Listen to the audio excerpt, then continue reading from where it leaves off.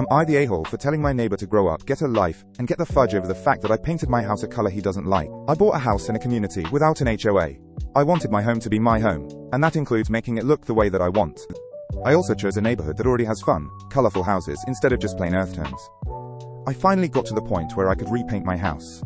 I picked a soft peachy color with sage, blue and soft and dark pink accents. Fun and colorful without being too out there. I think if you Google coolers blue sage peach, you'll see a similar palette. My neighbor Paul fudging hates it and has been complaining since we started the project.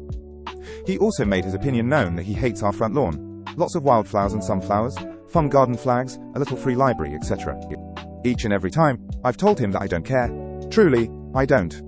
And I've suggested a few times that maybe he'd be happier in a HOA community that has control over everything and forces people into having earth-toned homes.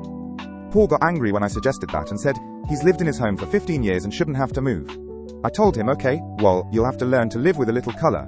Last weekend I was putting in pavers that my niece and I had painted together. They're all things like ladybugs, turtles, birds, etc. in fun colors.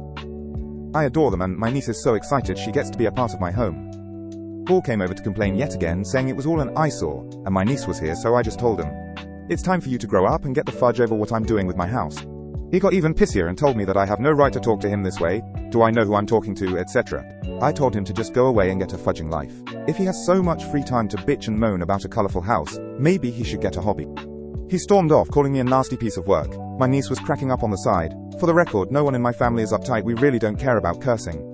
I know some people still clutch their pearls over it around kids, she's 15. But I'm sure she says worse. Anyway, one of the other neighbors came to tell me that he's been flapping his yap about how disrespectful I am to talk to him like that.